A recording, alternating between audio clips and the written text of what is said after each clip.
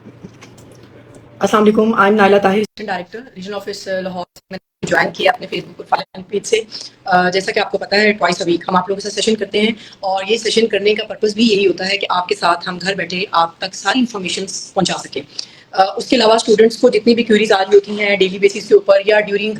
Exams उनको problem हो रहा होता है, वर्कशॉप्स के बच्चे होते हैं उनको प्रॉब्लम हो रहा होता है, रोल नंबर स्लिप्स में इशूज आ रहे होते हैं। बहुत सारे स्टूडेंट्स ऐसे होते हैं जिनको डिग्रीज के अंदर प्रॉब्लम आ रहा होता है और बहुत सारे बच्चे ऐसे भी होते हैं जिनके प्रॉब्लम इस तरह के होते हैं, उनको CMS का ID पासवर्ड में प्रॉब्लम आती है। प्लस हमारे पास बुक्स के इशूज बहुत ज्यादा आते हैं बच्चों को। इसके साथ साथ जो और मसाइल हमें देखने को यहाँ मिलते हैं बच्चों को डिग्री के प्रोसेस का नहीं पता, ठीक है। और मतलब कि मल्टीपल टास्किंग के अंदर आप कह सकते हैं बहुत सारे मसाइल हैं जो बच्चों को फेस करने पड़ रहे होते हैं। तो हम सब लोग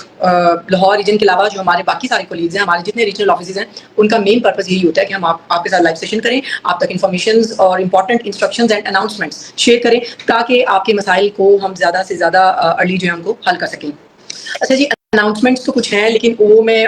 लास्ट पे जब जाऊंगी आज वाले टॉपिक के बाद देन उसमें मैं बात करूंगी।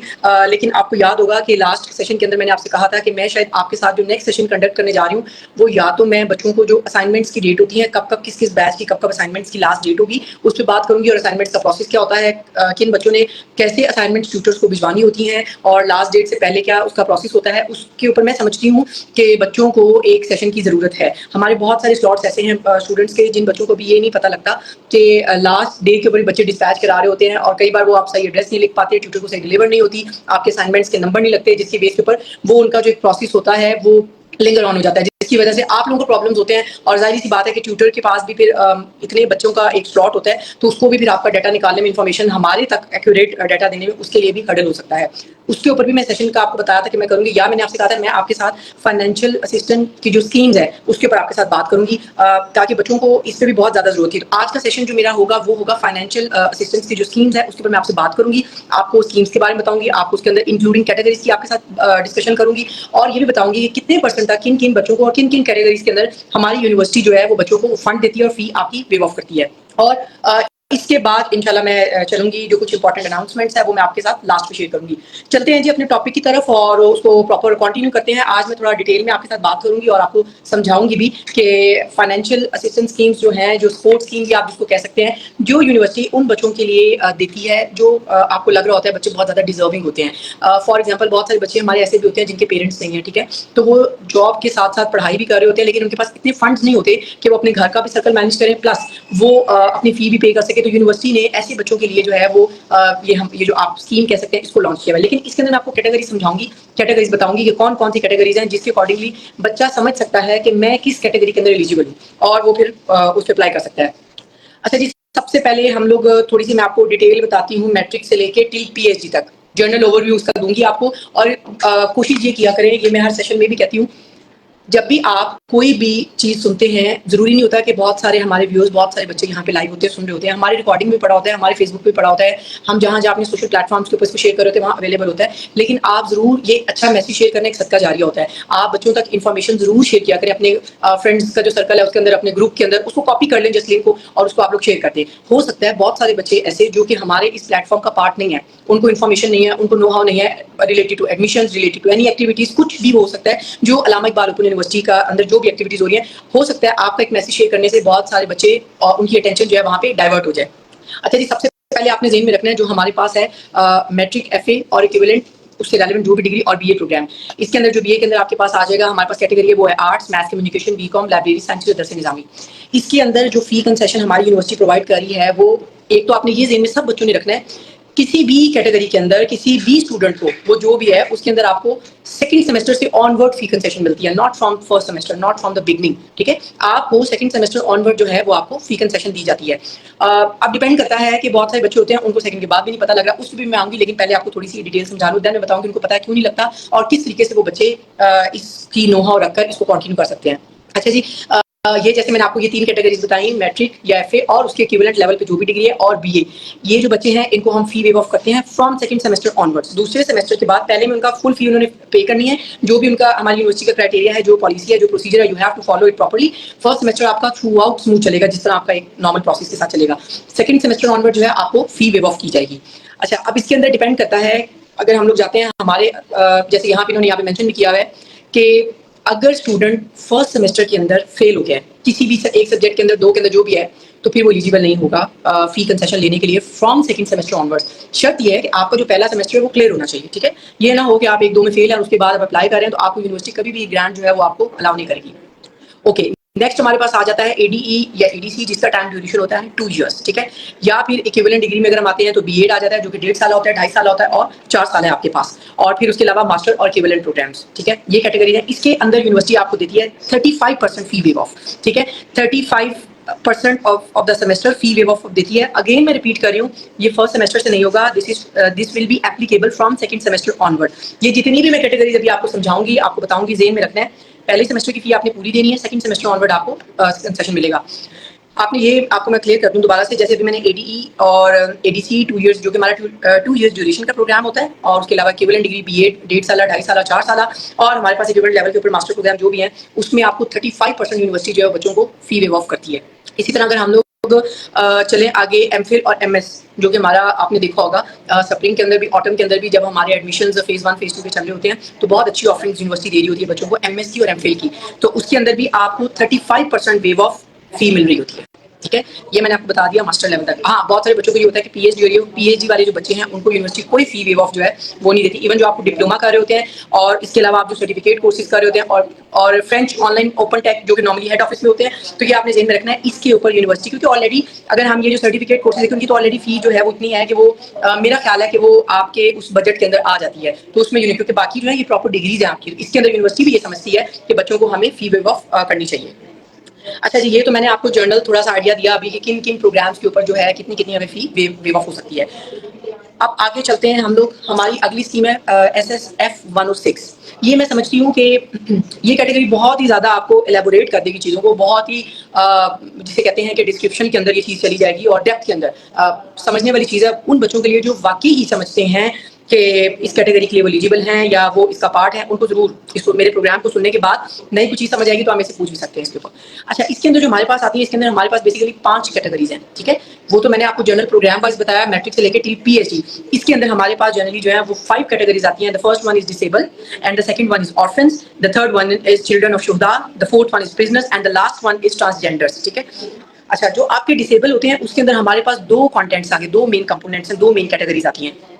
एक तो या तो वो बच्चा जो है जिसने जो हमारे पास पढ़ रहा है उसने फी वेव ऑफ, या तो वो कंप्लीटली ब्लाइंड है, ठीक है। दोबारा मेरे वर्ड्स पे गौर करना है, या तो वो बच्चा कंप्लीटली ब्लाइंड है, या फिर दूसरी कैटेगरी में ये हो सकता है कि फिजिकली हैंडीकैप, यानी कि कोई मेजर ऑर्गन जो है उसकी डिसेबिलिटी हो सकती है, ठीक है। ये नहीं कि माइनर से उसके अंदर है, नो, उसके अंदर जो भी उसका ऑर्गन है उसकी मेजर जो है उसके अंदर डिसेबिलिटी हो सकती है, ठीक है। और इसके अंदर वो बच्चे भी आ सकते हैं जो कि आपने देखा होगा, इवन हम सोसाइटी में भी देखते हैं कि बच्चे छोटे होते हैं तो उनको पोलियो का इशू हो जाता है बच्चों को, ठीक है। तो उनकी जो दोनों लेग्स होती हैं पोलियो से जो बच्चों की अफेक्ट हो जाती है, वो भी हमारी इस कैटेगरी के अंदर है। जो मैं डिसेबल की बात कर रही हूँ, या तो बच्चा कंप्लीटली ब्लाइंड हो, एक पार्टली ब्लाइंड होता है, but I am talking about completely blind, वो होता है। और दूसरा क्या होता है कि फिजिकली हैंडीकैप होता है और मेजर ऑर्गन की डिसेबिलिटी होनी चाहिए उसके अंदर, ठीक है। अब वो बच्चे जिनकी दोनों लेग्स होते हैं पोलियो से अफेक्टेड होती हैं, उन बच्चों को अब जो कंप्लीटली ब्लाइंड है उसको फुल फी वेव ऑफ है, ठीक है। पार्टली की बात नहीं मैं करी, जो बच्चा फुल ब्लाइंड है उसको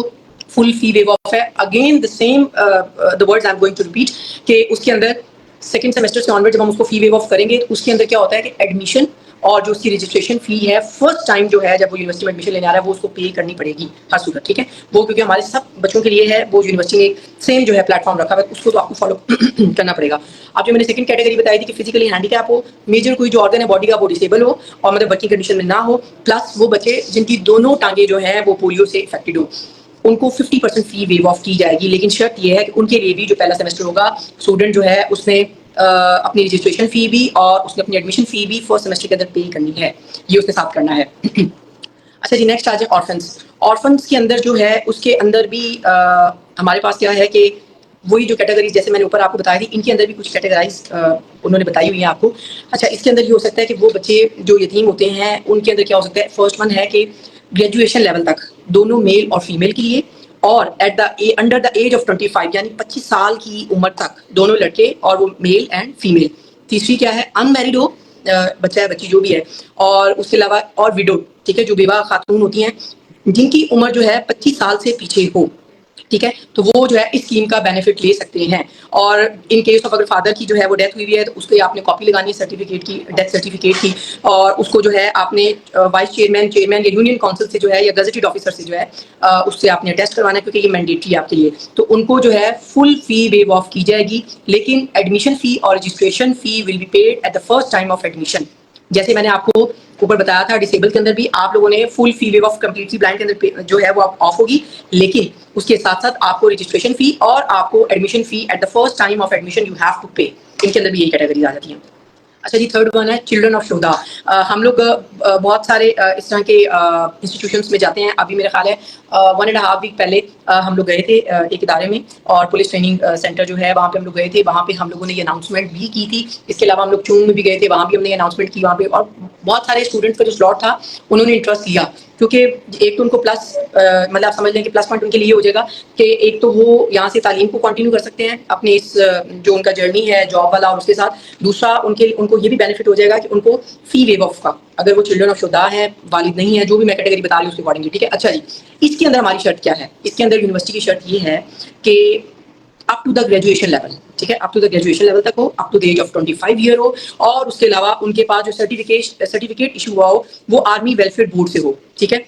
अगर वो इन केस ऑफ आर्मी या पुलिस वालों से रिलेटेड वो बच्चा है तो अप टू ग्रेजुएशन लेवल, और एज लिमिट क्या है 25 साल हो, तो उस बच्चे को भी या बच्ची को भी फुल फी वेव ऑफ हो जाएगी, except again admission and registration fee that will be paid at the first time of admission, ठीक है। ये हो गया आपका चिल्ड्रन ऑफ शोधा।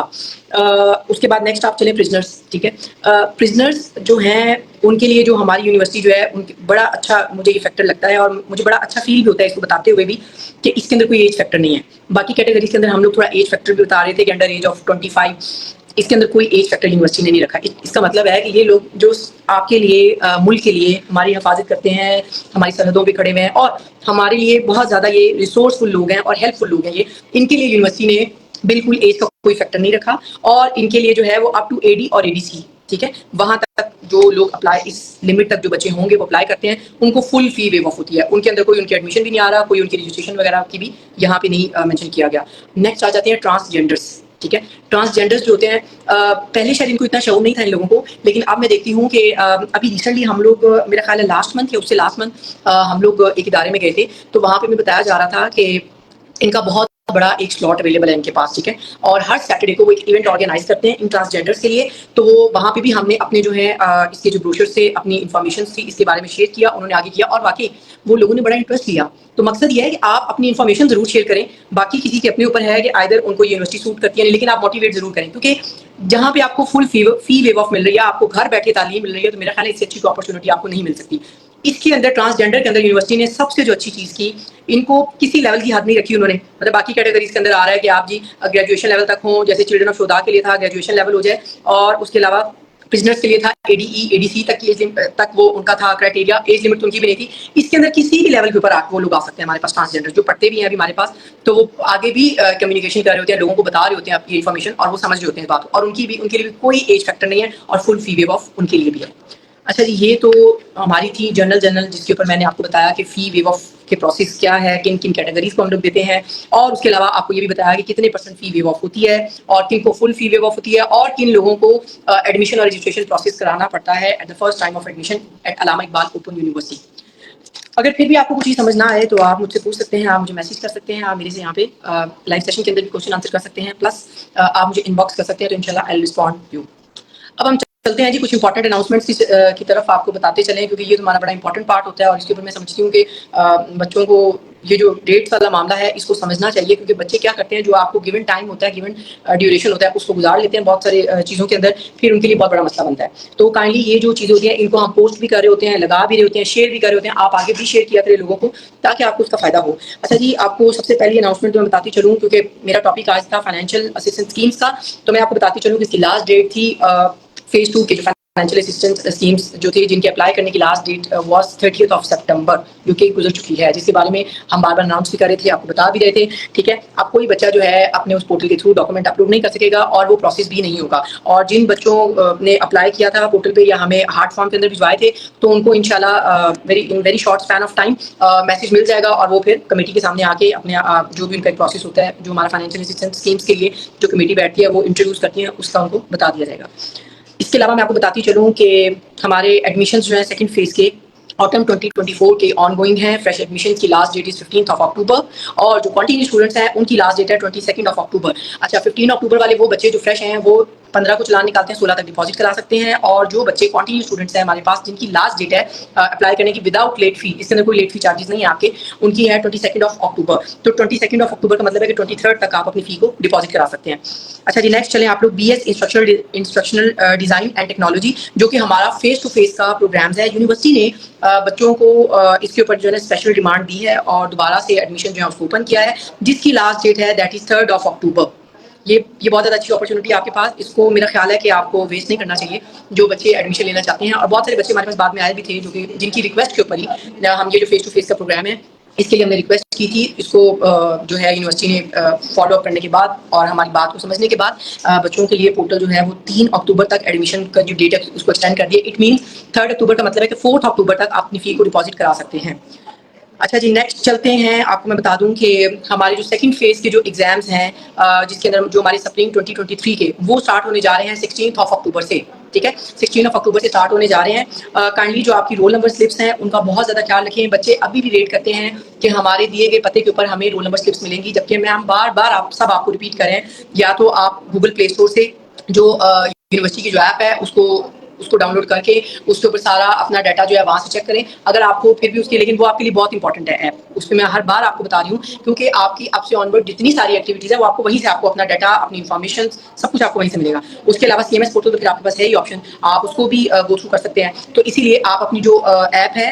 मोबाइल ऐप जो यूनिवर्सिटी ने इंट्रोड्यूस कराई थी उसके थ्रू जो है आप उसको काइंडली अपनी जो रोल नंबर स्लिप है उसको वहाँ से डाउनलोड कर लें, या फिर आप जो है CMS पोर्टल उसको डाउनलोड कर लें। इसका वेट ना करें कि आपके पते पे या आपके दिए गए एड्रेस के ऊपर रोल नंबर स्लिप्स आएंगी। यूनिवर्सिटी ने ये दोनों चीज़ें आपको बता दी हैं और हम सब आप लोगों को गाइड कर रहे हैं ऑन डेली बेसिस कि अपनी रोल नंबर स्लिप्स आपने यहाँ से डाउनलोड करनी है। अभी रिसेंटली मुझे याद है कि ये जो हमारे एग्जाम्स ऑनगोइंग चल रहे हैं, बहुत सारे बच्चों की रोल नंबर स्लिप्स, मैट्रिक वाले बच्चे मेरे पास बहुत सारे आए, वो इसी बेस पे बैठे रहे कि हमें हमारे दिए गए एड्रेस के ऊपर रोल नंबर स्लिप्स आएंगी, जबकि नहीं, और उनका वो टाइम गुजर गया। तो काइंडली इसको थोड़ा सा इससे अलर्ट रहें, ये आपका फायदा है, आपका टाइम वेस्ट नहीं होगा। जितना जल्दी हो सकेगा आप चीज़ों को पेंडेंसी में नहीं डालेंगे, तो आप कंटिन्यू रखेंगे तो आप अपनी डिग्री की तरफ इंशाल्लाह जल्द से जल्द पहुंच जाएंगे इंशाल्लाह। अच्छा, उसके बाद है जी वो बच्चे जिन्होंने अपना एग्जाम सेंटर चेंज कराना है, ये बहुत बड़ा इशू होता है। बच्चे क्या करते हैं कि अभी जैसे मैंने आपको बताया कि आपके जो सेकंड फेज स्प्रिंग 2023 के एग्जाम्स होने जा रहे हैं, उसके अंदर आपको ये बहुत सारा क्लियर है कि आपके एग्जाम्स की डेट बता दी है 16 अक्टूबर, ठीक है। जब 16 अक्टूबर बता दिया है तो आपको लास्ट डेट भी इसकी बताती चलो, एग्जाम सेंटर चेंज की लास्ट डेट है 10th ऑफ अक्टूबर, ठीक है। तो 10th का मतलब है कि 10th से पहले आपका एग्जाम सेंटर, आपको लग रहा है कि मुझे एरिया सूट नहीं कर रहा, मेरे लिए इसमें प्रॉब्लम है, कुछ भी कोई भी डिस्क्रिपेंसीज आपको नजर आ रही है, आप काइंडली अपने रेलेवेंट रीजन से कंसर्न करें। अगर आपको CMS पोर्टल के थ्रू चेंज करना नहीं आ रहा, आपको प्रोसेस समझ नहीं आ रही, तो आपका मुतलका जो भी रीजन है आप वहाँ पे जाएं, उनको जाके बताएं कि मेरा ये इशू है और मैंने सेंटर चेंज कराना है, तो उसकी रिक्वेस्ट आपसे प्रोसीड नहीं हो रही। तो टाइम वेस्ट किए बगैर मैं आपको दोबारा बताती चलो, इसकी पोस्ट मैंने कल शेयर भी कर दी थी। आपकी एग्जाम सेंटर चेंज करने की लास्ट डेट है 10th of October. After 10th of October no student will be entertain, क्योंकि आपको ये बार बार बता दिया कि उसके बाद सेंटर्स के अंदर हमारे जो आपका एग्जाम का सिस्टम होता है वो कंटिन्यू हो जाता है और उसके ऊपर वर्किंग शुरू हो जाती है, तो वो हमारे लिए बहुत मसला होता है, हम उसको आपको चेंज नहीं कर सकते। अच्छा जी, ये थी जनरल कुछ इंस्ट्रक्शंस, जनरली इंपॉर्टेंट थी और जिसके बारे में मैंने आपको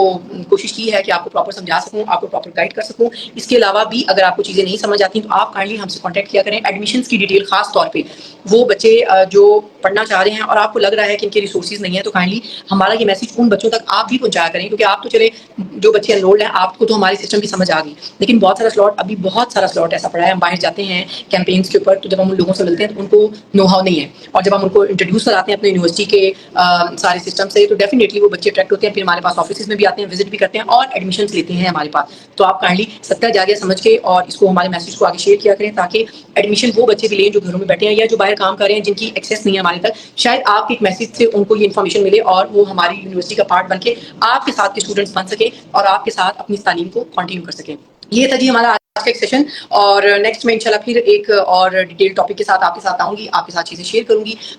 फर्दर कोई भी आपने क्वेश्चन पूछना खासतौर पे स्कीम्स के ऊपर, तो वो आप मुझे इनबॉक्स कर सकते हैं, आप मुझे मैसेज कर सकते हैं फेसबुक के ऊपर, इंस्टाग्राम के ऊपर। तो आप मुझे शेयर करने लिंक्स आपके पास ऑलरेडी हैं, आप उसको आगे भी शेयर किया करें ताकि बहुत सारे लोगों को हमारा मैसेज मिल सके और वो आपकी तरह हमारे साथ इस जर्नी को कंटिन्यू कर सकें। इंशाल्लाह नेक्स्ट सेशन तक अपना ख्याल रखिएगा और कोई भी आपको मेरे से हेल्प चाहिए, इन्फॉर्मेशन चाहिए, you can message me, you can ask here. तो इंशाल्लाह I will provide you all the relevant and related information. Allah Hafiz.